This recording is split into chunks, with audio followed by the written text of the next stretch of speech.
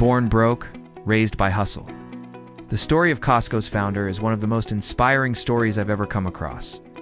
This man went from literally having nothing to building a fortune that today sits at $23 billion. But if you actually look into his life, you realize that this man has done things that nobody else would even dream of doing.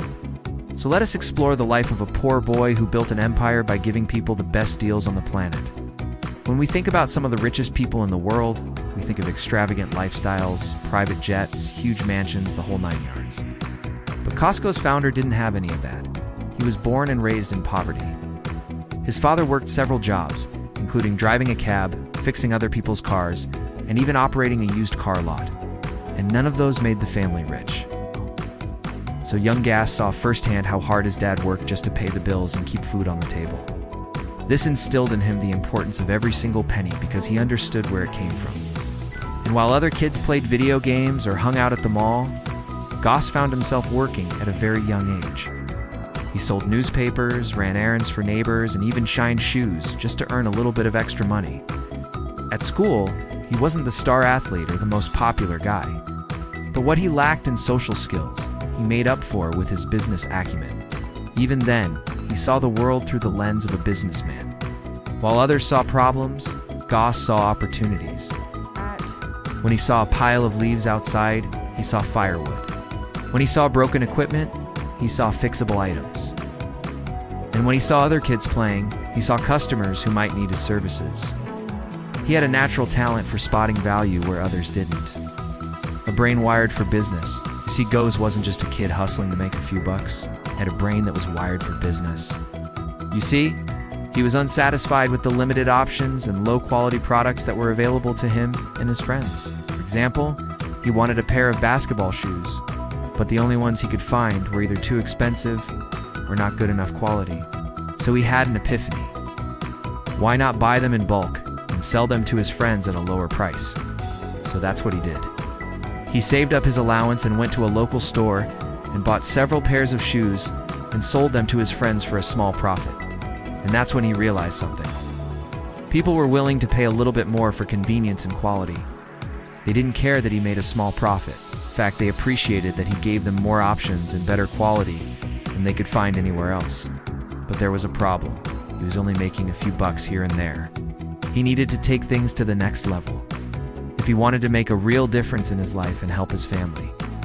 That's why he dropped out of high school to focus on his business full-time. Some people thought he was crazy, but he knew he had a gift. He was determined to make it work. An obsession with value. While other kids his age were focused on fitting in, getting good grades and getting into college, Gossett was obsessed with value. He scoured the city looking for products that he could buy in bulk and sell for a profit. He didn't care about fancy packaging, fancy marketing, or fancy stores. He was just focused on buying the best product at the lowest price and selling it to people who appreciated it. This led him to open his first retail store in a small town in Seattle. It wasn't much to look at, just a small storefront with a few shelves and a cash register. But inside that small store, Goss was onto something big. He didn't focus on making a lot of profit on each item he sold. Instead, he focused on providing great value to his customers and building relationships with them. Word of mouth started to spread about the little store with the best deals in town, and soon enough it was booming. But Goss wasn't content with just one store. He wanted to take his concept to the next level. He wanted to create a place where people could find amazing products at unbeatable prices. He wanted to create a place that put the customer first and made them feel like family. But to do that, he needed a bigger space, more inventory, and a bigger team, the warehouse that no one believed in. So he found an old warehouse on the outskirts of town and decided to open his second store there. It was a big risk. It was located in an industrial area with warehouses and factories all around it. It didn't look like a place where people would want to shop. And to make things worse, he was planning to sell the same products he sold in his first store. Products that everyone could buy from anywhere. But Goss wasn't worried. He knew that if he could offer the same products at a lower price, people would be willing to travel to his store just to save a few bucks. He also knew that if he could provide excellent customer service, people would become loyal customers for life. So he hired a few friends and family members to help him run the store. He paid them well above minimum wage, because he knew that happy employees meant happy customers. He also implemented a new concept in retail. He set his margins to just 14%, which meant that he was making pennies on every sale. But he knew that by selling in bulk and keeping his costs low, he could make up for it in volume. Everyone thought he was crazy. His friends, his family, his employees, and even his suppliers. They all told him that he wouldn't be able to make any money with such low margins. But Goss was confident. He knew that if he could provide value to his customers and build relationships with them, they would keep coming back for more, and he was right. The store on the outskirts of town became the go-to destination for people looking for the best deals. People loved the wide selection, the low prices, and the friendly staff. Goss had created a place where people could trust that they were getting the best deal possible. The first store. Concrete floors, no decorations, no frills. Goss's first store may not have been much to look at, but it was the birthplace of a retail revolution. It was a warehouse with concrete floors, no fancy decorations, and no frills. Customers walked in and saw pallets stacked high with boxes. Steel shelves held rows upon rows of products, each tagged with a handwritten price. Some shoppers didn't stay long. They saw a rough concrete floor, bare bulb lighting, and aisles that looked more like a storage facility than a retail space. But those who stayed, who braved the lack of air conditioning in the summer months, discovered something incredible. A TV priced far below what anyone could find elsewhere. A kitchen appliance that was a steal compared to competitors' discounted brand name. Merchandise that had never been on sale before. Goss wasn't focused on creating an experience. He was focused on delivering value. And the shoppers who embraced that mentality became die-hard fans, revolutionizing retail with radical transparency. Costco wasn't the first warehouse club, but it quickly became the most successful. While competitors struggled to match prices and remained shrouded in mystery, Costco thrived. Its radical transparency set it apart. Shoppers knew exactly what Costco's margins were, and that the company paid its employees well above minimum wage. This transparency fostered trust, loyalty, and word-of-mouth referrals that fueled Costco's growth. Other retailers tried to imitate Costco's success, but they couldn't replicate the magic.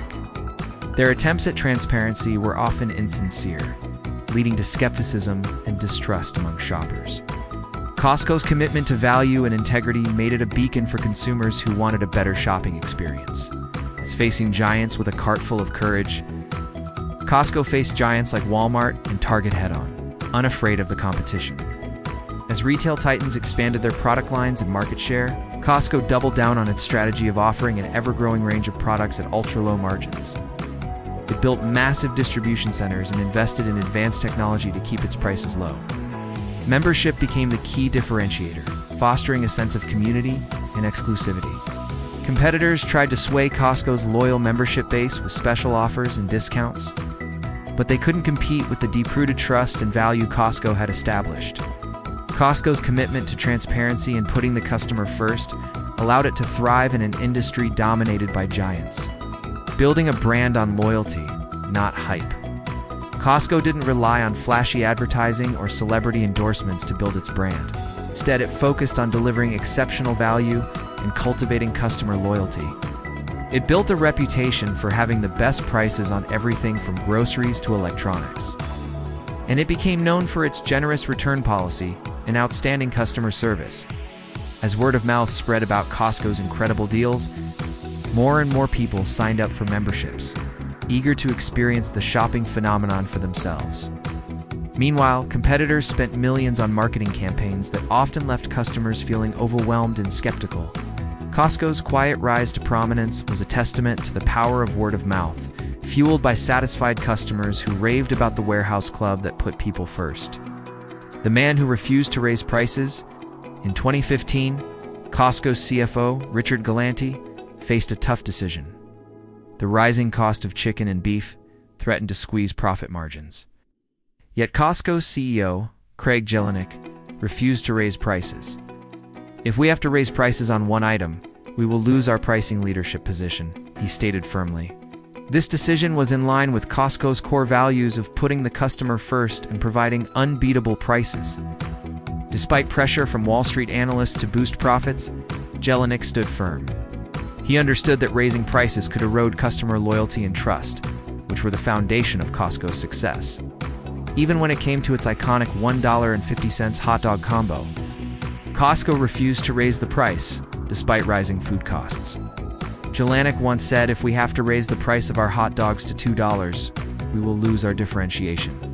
By sticking to its principles, Costco has built a brand that customers trust and that sets it apart from its competitors.